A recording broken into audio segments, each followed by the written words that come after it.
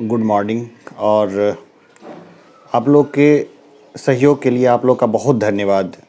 ये यूट्यूब पे मैंने लगभग सभी कमेंट्स पढ़े और सबका जवाब मैं नहीं दे पाया, कुछ का जवाब मैंने दिया भी, लेकिन मुझे बहुत अच्छा लगा कि बहुत सारे लोगों ने मुझे बहुत सपोर्ट किया और इस सपोर्ट के लिए मैं सबका बहुत आभारी हूँ। और देखिए, ये जो सहयोग है ना, इस सहयोग की, इस तरह के सपोर्ट की, इस तरह की भाषा की मुझे बहुत ज़्यादा ज़रूरत थी। मार्कशीट आ गई बीपीएससी की, मेरा 6 मार्क्स से नहीं हुआ है बीपीएससी में। इंटरव्यू बहुत अच्छा गया था और इंटरव्यू के अकॉर्डिंग मेरे मार्क्स नहीं आए अच्छा, और थोड़ा बेहतर हो सकता था। इंटरव्यू में अच्छा होता तो काफ़ी कुछ अच्छा हो जाता। रिटेन में भी मैं 2 पेपर में ऐसा महसूस करता हूँ कि 2 पेपर में एवरेज की तरह मार्किंग दी गई। जिस तरह से हमने आंसर राइटिंग की प्रैक्टिस की थी और जिस तरह से आंसर राइटिंग हुई थी, उस तरह से मार्किंग नहीं हुई।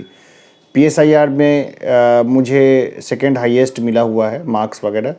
तो मार्क्स वगैरह कॉपी के साथ मैं सब डिस्क्लोज़ करूँगा। जैसे एक बार नोट कॉपी आ जाए तो मैं सबको डिस्क्लोज़ करूँगा सारे मार्क्स को, क्योंकि जो हमारे साथ हैं, जो बने हुए हैं और जिन्होंने भरोसा दिखाया है मेरे साथ, उन लोगों को लगे कि भाई क्या है, कैसे आंसर्स लिखना है, तो उन लोगों के बेनिफिट के लिए मैं ये सब चीज़ें जो है ना ऑनलाइन करूँगा।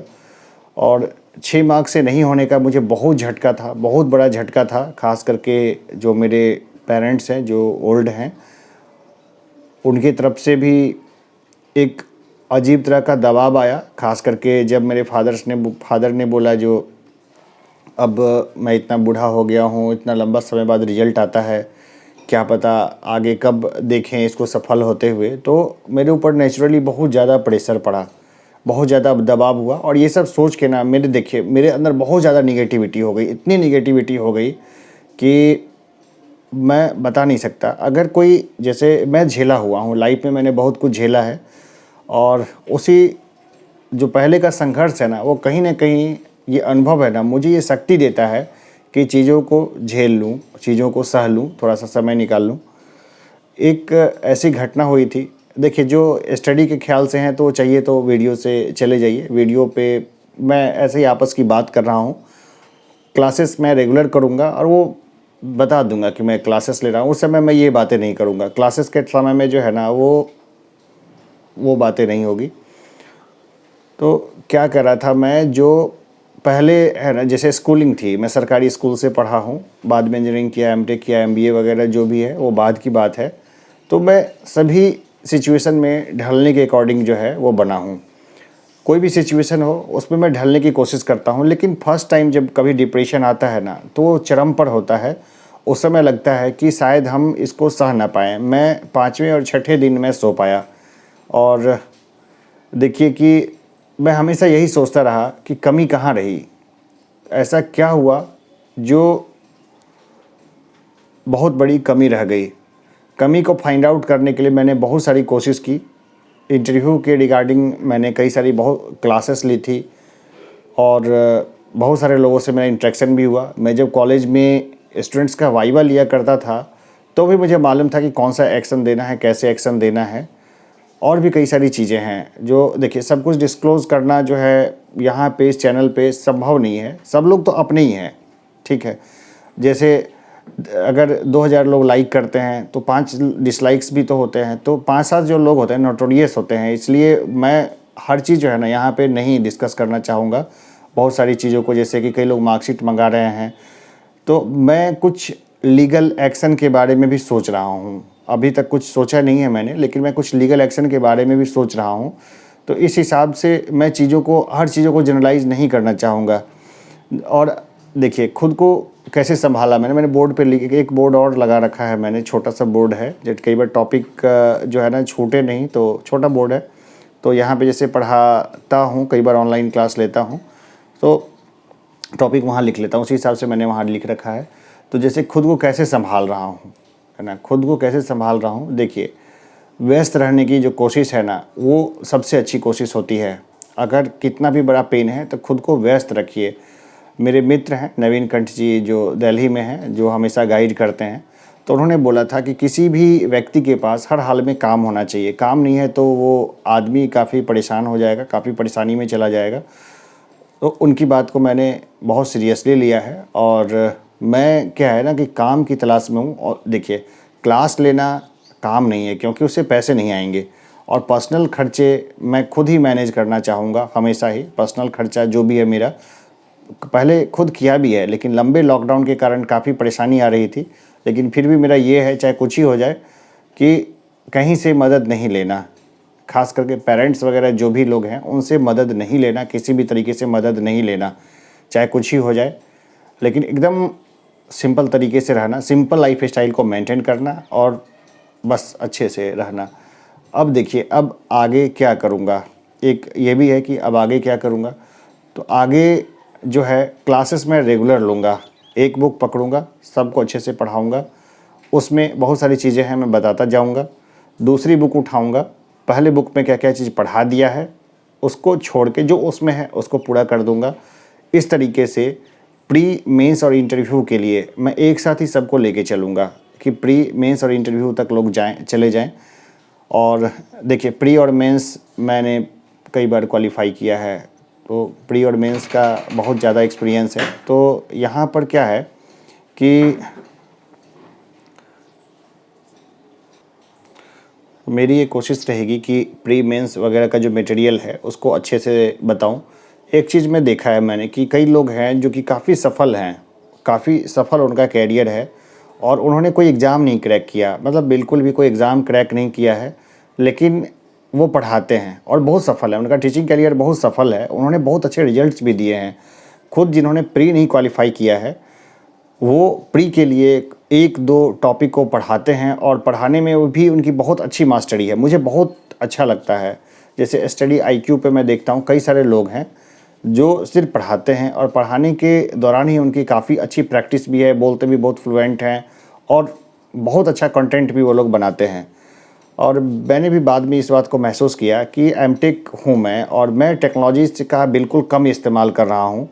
क्योंकि मैं कहीं न कहीं पब्लिक फ़ील्ड में ज़्यादा घुसना चाह रहा था।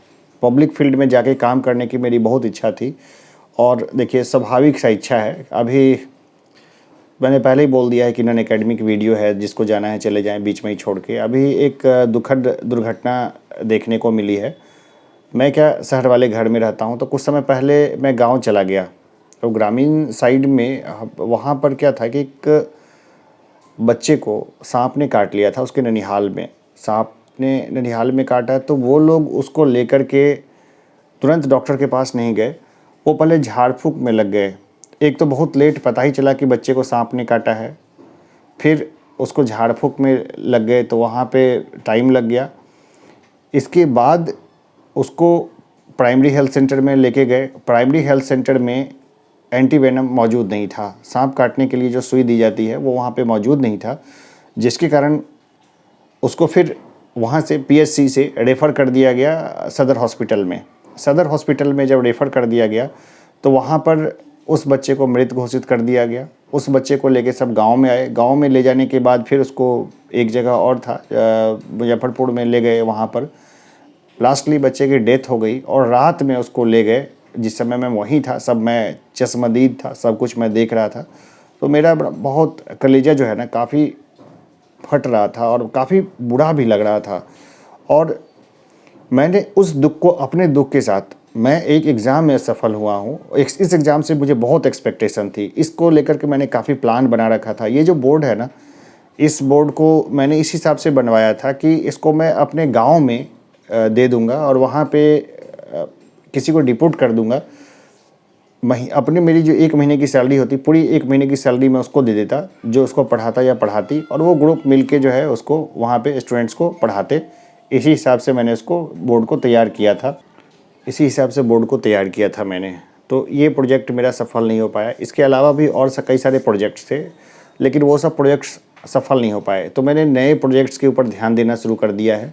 जैसे कि पहले ये नहीं सोचा था कि लगातार ही रेगुलर वे में जो पढ़ाना जो है ना, वो मैं शुरू करूँगा इसी पे यूट्यूब चैनल पे। इसके अलावा और भी चीज़ें मैं कर रहा हूँ, लगातार ही कर रहा हूँ। जैसे कई सारे नोट्स हैं जो स्टूडेंट्स को पेड मिलते हैं, पेड वो उनको पैसा दे के उनको परचेज़ करना पड़ता है। मैं पूरे नोट्स चाहता हूँ फ्री ऑफ कॉस्ट देना। फ्री ऑफ कॉस्ट देने में PDF सबके मैं देना चाहता हूँ। मैंने एक सिस्टम के लिए बात की है और सिस्टम को लेकर के बहुत सारा जो एक कंप्यूटर सिस्टम ज़रूरी है। मेरे पास 2 लैपटॉप थे लेकिन दोनों लैपटॉप्स ख़राब हो गए।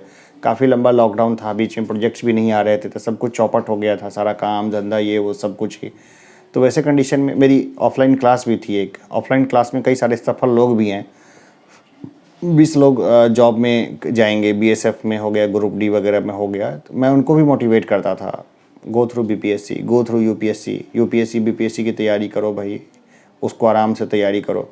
तो बच्चे 20 बच्चे सेट हो गए, जॉब में चले गए, कोई बात नहीं, छोटा जॉब ही सही। उनको ही बहुत इच्छा थी कि सर जो है ना वो सेट हो जाए। जो स्टूडेंट्स थे वो चाह रहे थे कि सर का BPSC में हो जाए, हर हाल में हो जाए। पिछली बार भी से देख रहे थे, देखिए 56 से 59, 60 से 62, 63 सारे एग्ज़ाम्स दिए मैंने और ये 64 था। 64 में बहुत सीटें थी और मैंने पूरी कैलकुलेशन लगाई थी, जो पिछले एग्ज़ाम्स के अकॉर्डिंग मैंने पूरी कैलकुलेशंस लगाई थी, खूब अच्छी तैयारी भी की थी और ऐसा लगा था कि नहीं ये एग्ज़ाम आराम से क्रैक हो जाएगा। मेंस देने समय भी लगा था कि ये क्रैक हो जाएगा, इंटरव्यू देने के बाद भी लगा था कि ये बहुत आराम से क्रैक हो जाएगा, बहुत मार्जिन से। लेकिन जब रिजल्ट नहीं आया और 6 मार्क्स से नहीं हुआ तो मुझे फ्रस्ट्रेशन हुआ, मुझे डिप्रेशन आया और इस तरह का परेशानी हुआ कि मुझे लगा कि शायद मैं बच नहीं पाऊँगा, शायद मैं जी नहीं पाऊँगा। इतनी परेशानी मुझे महसूस हुई। इसके अलावा देखिए कष्ट अभी भी होता है। कष्ट अभी भी इसलिए भी होता है क्योंकि मैं खूब देखता हूँ सोशल मीडिया पे, हमारे व्हाट्सएप ग्रुप पे और यूट्यूब पे हमेशा जितने सफल लोग हैं उसकी खूब सफल गाथाएँ गाई जा रही है लगातार ही। और जितने असफल लोग हैं वो एक तरीके से भुला ही नहीं दिए गए हैं। उनके फैमिली वाले लोग भी एक तरह से उनको मानसिक रूप से थोड़ा तनाव ही देते हैं। तो देखिए मानसिक रूप से तनाव तो देने वाले देते रहेंगे, लेकिन हमारे तरह जो भी लोग हैं उनको तनाव नहीं लेना है, तैयारी फिर से करनी है। देखिए मैं आयोग पे बहुत ज़्यादा आरोप नहीं लगाऊंगा, लेकिन मुझे ना कई बार लगता है कि आयोग निष्पक्ष नहीं है। एक बार मुझे याद है कि मैंने असिस्टेंट प्रोफेसर के लिए एग्ज़ाम वगैरह दिए थे और बहुत ज़्यादा मैं उधर से कोशिश नहीं कर रहा था क्योंकि उस समय ऑलरेडी मैं जॉब में था। तो उसके बाद एक टीवी पे आ गया था ऑपरेशन गुरु घंटाल, जिसमें कि ऐसा था कि जिन लोगों ने एग्ज़ाम नहीं दिया उन्हीं को क्वालिफ़ाई कर दिया था। खैर इसके ऊपर बहुत सारी चर्चा नहीं चली। 25 लाख रुपए ले रहे थे मेंबर घूस लेते हुए और उनको पकड़ा भी गया। लेकिन अभी तक मुझे नहीं लगता कि कोई कार्रवाई, मुझे पता ही नहीं है वो जो MLC थे, जो मेंबर थे, उनके ऊपर कोई कार्रवाई हुई हो। तो ये सब चीज़ें जो है ना वो चलती रह रही है लगातार ही। और देखिए गवर्नमेंट कुछ नहीं कर रही है। बिहार पुलिस में हमने देखा ही, बिहार दरोगा पे भी मैंने देखा। तो मुझे अपने आप में बहुत सारा अजीब लगा और मैंने सोचा कि क्यों ना इसके तह तक जाया जाए। तो मैं अभी क्या है, इसके रिसर्च में मैं थोड़ा ज़्यादा समय दूंगा। मैं दरअसल वो जो है ना आयोग, उसके आसपास के जितने दुकानदार हैं, जितने लोग उससे संबंधित है, सबसे लगभग मैंने पूछताछ की है। मैं बहुत फ्रस्ट्रेटेड था तो मैं उधर चला गया और पटना चला गया और मैंने पूरे एरिया में बहुत सारे लोगों से पूछताछ की।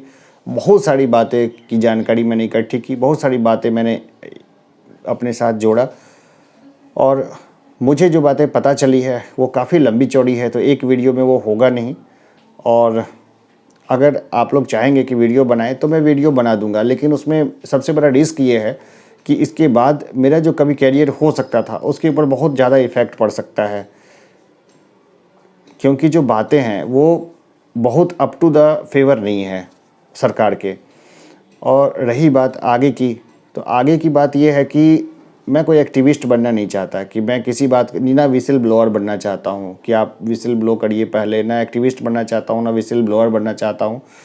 मैं चाहता हूँ कि मैं अपने दायरे में काम करूँ, मुझे एक अच्छी जॉब हो जाए, उस जॉब के बेसिस पे भले आप देखिए मैंने इंटरव्यू तक दे दिया है, टीचर्स की, मास्टर्स की, असिस्टेंट प्रोफेसर की, सब की सीटें खाली है, मेरी क्वालिफ़िकेशन उन सब चीज़ों से मैच करती है। तो मैं मंत्री जी लोग से मिलने की कोशिश करूंगा। वैसे मंत्री जी से मिलना और भगवान से मिलना दोनों बराबर है, वो मिलेंगे भी तो आप पॉलिटिशियंस की बातों पे आप खुद ही जज कर लीजिए कि कितना भरोसा करते हैं। लेकिन फिर भी मैं सबसे लोगों से मिलूँगा, सारी बातों को रखूँगा और चाहूँगा कि मुझे जो है थोड़ा सा मदद मिल जाए, ताकि मैं अच्छा ह्यूमन रिसोर्स हूँ, टॉप क्लास ह्यूमन रिसोर्स हूँ मैं। अरे कुछ नहीं तो देखिए, एक चीज़ और भी है कि जो खूब पढ़े लिखे लोग होते हैं ना, उनको कभी भी करप्ट नहीं होना चाहिए। कि अगर आप बहुत करप्ट हो गए और खूब पढ़े लिखे लोग हैं, तो आपकी पढ़ाई में और जो स्कूल दूसरी क्लास तक का पढ़ा हुआ है उसमें कोई फ़र्क नहीं है। पढ़े लिखे लोगों को हमेशा ऑनेस्ट ही रहना चाहिए। आपने एक ताजमहल तो बना लिया करप्ट होके, लेकिन बाहर निकलेंगे तो वही कीचड़ आपको मिलेगा, वही गंदगी है। घर में हमेशा तो कोई रह नहीं सकता, उसको तो बाहर से सैकड़ों काम पड़ते हैं।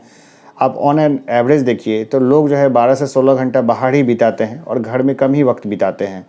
तो घर के अलावा बाहर भी सुंदर रहे, इसको लेकर के लोगों को ईमानदार होना ही चाहिए। तो चाहे लाइफ में कुछ भी हो, मैं कोई करप्ट प्रैक्टिस नहीं करूँगा। ऐसा नहीं है कि मेरे से लोगों ने नहीं बोला था कि आप इंटरव्यू से पहले सेटिंग करा लें, ये वो इधर उधर, लेकिन जैसा कि मैं हमेशा से बोलता हूँ, चाहे कुछ हो जाए लाइफ में, मैं इस रास्ते जाऊँगा ही नहीं, कभी नहीं जाऊँगा। चाहे कुछ ही हो जाए, इस रास्ते में जाऊँगा ही नहीं। भले मैं आम इंसान बन जाऊँ, भले मैं स्ट्रगल करूँ, हमेशा रोज़ स्ट्रगल करूँ, लेकिन मैं गलत रास्ते कभी नहीं जाऊँगा। अच्छे से पढ़ा सकता हूँ, ईमानदारी से पढ़ा सकता हूँ, उसी तरह पढ़ाऊँगा, ईमानदारी से ही।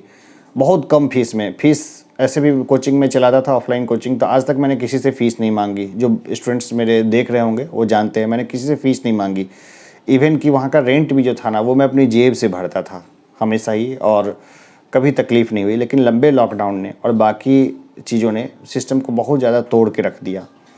और एक चीज़ और है, जैसे कई स्टूडेंट्स बोलते हैं मार्कशीट शेयर करने की और बाकी चीज़ों की, तो अभी क्या है ना कि मैं कुछ लीगल प्रोसेस के बारे में सोचता हूँ, तो मैं नहीं चाहता कि अभी सब चीज़ों को शेयर करूँ। कॉपी शेयर कर दूँगा, जो कॉपी आती है ना, कॉपी उसको शेयर कर दूँगा, है ना। जो खास करके ऑप्शनल पेपर पहले शेयर करूँगा, बाकी चीज़ों के बारे में देखूँगा। मार्कशीट क्या है, मार्कशीट तो जो मेरे नज़दीकी लोग हैं जो देख रहे होंगे, वो अधिकांश लोगों के पास है। मार्कशीट में निजी जानकारियाँ भी काफ़ी होती है, और निजी जानकारी के कई सारे नुकसान हो सकते हैं अगर वो पब्लिक फील्ड में आए, और ख़ास करके हमारे जैसे असफल लोगों की चीज़ों का। तो बाकी और भी चीज़ें बातें होती रहेगी, है ना। आपने जितने लोगों ने सपोर्ट किया सबका बहुत बहुत धन्यवाद। और अभी एक छोटी सी जंग शुरू कर रहे हैं, जिसमें कि हमारे पटना के एक सहयोगी हैं जो अच्छी जॉब में हैं रेलवे के, उन्होंने ही बोला है एक जंग शुरू करने का। फेयर जो है ना, इलेक्शंस ही नहीं फेयर होने चाहिए, एग्जामिनेशंस भी फेयर होने चाहिए, इसको लेके जंग शुरू करने का। तो हम लोग एक जंग में पार्टिसिपेट करेंगे, पढ़ते रहेंगे, पढ़ाई को कभी ब्रेक नहीं करेंगे। स्टडी ब्रेक हो गया तो हमारे समझिए सब कुछ ब्रेक हो गया। मैं कोई सड़क पे उतर के आंदोलन करने के लिए नहीं बोल रहा हूँ, सड़क पे मत उतरिए, कोई आंदोलन मत करिए। जो लोग चैनल पे नए हैं वो चैनल को सब्सक्राइब कर दीजिए, और चाहिए तो इस वीडियो को शेयर कर सकते हैं। और जो लोग किसी कारण से असफल हुए हैं इंटरव्यू तक आके, प्लीज़ उनका मजाक मत उड़ाइए। एक व्यक्ति जिसके 2 मार्क्स से छूट गया था बीपीएससी, उसने सुसाइड कर लिया था, 3-4 साल पहले की घटना है, और ये भी दुखदाई है। इंसानी जीवन बहुत महत्वपूर्ण है, इंसान का जो लाइफ है वो बहुत ज़रूरी है। एक व्यक्ति यानी मैं हूँ, मेरे शिक्षा दीक्षा पर और पालन पोषण पे बहुत ज़्यादा खर्च है, सोसाइटी का भी खर्च है, पेरेंट्स का भी खर्च है, और मैं एक उम्मीद हूँ सोसाइटी के लिए। मुझे कुछ देना है सोसाइटी को, समाज को कुछ देना है। मैं क्या दे सकता हूँ? मैं जो चाह रहा था देना, वो बीपीएससी एग्ज़ाम में फाइनली नहीं होने के कारण वो चीज़ मैं दे नहीं पा रहा हूँ। लेकिन अब भी मेरे पास काफ़ी कुछ है, मैं एजुकेशन जो है वो दे सकता हूँ। 23 टाइम्स मैंने ब्लड डोनेट वगैरह भी किया था, काफ़ी ज़्यादा मैंने वर्क भी किया था, और कई सारे लोगों को जो भी होता है फाइनेंशियल भी हेल्प करना हुआ तो मैंने हमेशा किया है। तो मैं जो कर सकता हूँ वो करता रहूँगा। और अभी जो मुझे सबसे अच्छा लगता है ना, कि जो पेड कोर्सेज चला रहे हैं सारे कोचिंग्स वाले, भाई उन लोग का भी बिजनेस है, मैं उन लोगों को भी नमन करता हूँ। उनको भी उनका स्टूडेंट्स मिलेगा ही मिलेगा, ऐसा नहीं है कि सारे स्टूडेंट्स मेरे तरफ चले जाएंगे। लेकिन एकदम जो दूर दराज देहात वगैरह के हैं, जो बिल्कुल एफोर्ड नहीं कर सकते हैं, उन सब के लिए मैं पूरा कंटेंट होता है वो बनाऊँगा, बना के सब लोगों को दूँगा। और बस गुरु दक्षिणा यही रहेगी कि बस लाइक कर देना, जो वीडियो आएगा उसको लाइक कर देना, पसंद ना आए तो डिसलाइक ज़रूर करना। मैं भी चाहता हूँ कि आप लोग जो ये वीडियो है ना, इसमें आपको जो पसंद आए तो उसको लाइक कर देना, और नहीं पसंद आए तो इसको डिसलाइक कर देना। वीडियो काफ़ी लंबा भी हो सकता है क्योंकि कहने के लिए मेरे पास काफ़ी कुछ है, लेकिन शायद बहुत सारे लोग हैं वो बहुत लंबा वीडियो प्रेफर ना करें सुनना। हाँ, जो मैंने अभी रिसर्च किया है, जो भटका हूँ मैं पटना जा कर के, उसके बारे में जो अनुभव होंगे उसको मैं ज़रूर बताऊँगा, और बाकी चीज़ें भी मुझे लगेगा समय के साथ तो मैं सब चीज़ें शेयर करता रहूँगा, ठीक है ना। जैसे कि अभी कुछ ही दिनों के बाद जो मार्कशीट्स वगैरह का जैसे काम हो गया फाइनली, तो मैं उन सब चीज़ों को ही बताऊंगा। अभी मैं एक प्रोसेस के थ्रू जाऊंगा, अभी मैं सारे मिनिस्टर से मिलूंगा और कोशिश करूंगा कि मैं कहीं पे सेट हो जाऊं, क्योंकि मेरा सेट होना बहुत ज़रूरी है। एक यूट्यूब चलाने से दाल रोटी चलना बहुत मुश्किल है। मैंने कुछ लाइबिलिटी भी मेरे ऊपर में है, जैसे मैंने 2 फैमिली को एक तरीके से अडॉप्ट कर रखा है। मैंने उनको पहले से वचन दिया हुआ है कि उनके बच्चों की मैं देखभाल करूंगा और उनकी पढ़ाई का पूरा खर्चा उठाऊंगा, और बाद में कुछ ऐसा हुआ था कि उनके खाने पीने का भी मैंने बोला था कि हाँ मैं उठाऊंगा। 2 फैमिलीज़ है, और ये सब जिम्मेवारी मैंने खुद ली थी कि भाई आगे चल के मैं इस जिम्मेवारी को निभाने के लायक हो जाऊंगा, ऐसा मुझे लगा था। पर चलिए कुछ और भी करेंगे, हम लोग लगातार करेंगे, करते रहेंगे, कोशिश करते रहेंगे, हमेशा ही जीतने की कोशिश करते रहेंगे, और कोशिश करेंगे कि थोड़ा बहुत करप्शन से भी लड़ें। और हम नहीं लड़ेंगे तो लड़ेगा कौन। यहाँ पे मैं ये बता दूं कि ये पूरा रिजल्ट जो है ना वो फेयर नहीं है। आप एक लिस्ट निकलवाएं जिसमें कि हटा दें इंटरव्यू के मार्क्स, तो आपको एक अलग लिस्ट दिखेगी। तो इंटरव्यू के मार्क्स में भी है, जो आंसर शीट्स है उसमें भी बहुत सारा चीज़ है, तो हम लोग उसमें सुधार की बातें करने की कोशिश करते हैं, लेकिन सुधार की बातें हो नहीं पाती है। तो संवाद सेक्शन में मैं उसमें सुधार की बातें करता रहूँगा। आप लोग को अच्छा लगे ना वो सुधार की बातें, तो उसको ज़रूर लोगों को लाइक करना, शेयर करना। जितने लोगों के बीच में स्टूडेंट्स का विधानसभा में कोई प्रतिनिधित्व तो नहीं है, हम स्टूडेंट्स की तरफ से भी एक विधायक होना चाहिए जो हमारे मुद्दे को वहाँ पे रखे। तो कई सारे मुद्दे हैं, उसके ऊपर हम लोग बातचीत करते रहेंगे और लगातार करेंगे। आज ही मौका मिला तो आज ही मैं सेकंड वीडियो भी बना दूंगा, थर्ड भी बनाऊंगा। आज ही खाली है, कोई काम नहीं है, तो हम उन सब चीज़ों के ऊपर भी आते रहेंगे। बीपीएससी और आसपास के जो चीज़ें हैं, इसका रिसर्च मेरा पूरा नहीं हुआ है, तो उस पर मैं देख रहा हूँ, उसके ऊपर भी वीडियो बनाऊँगा।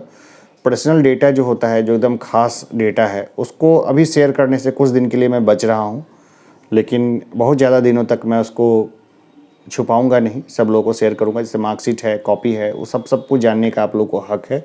तो चलिए अभी के लिए इतना ही। जय हिंद।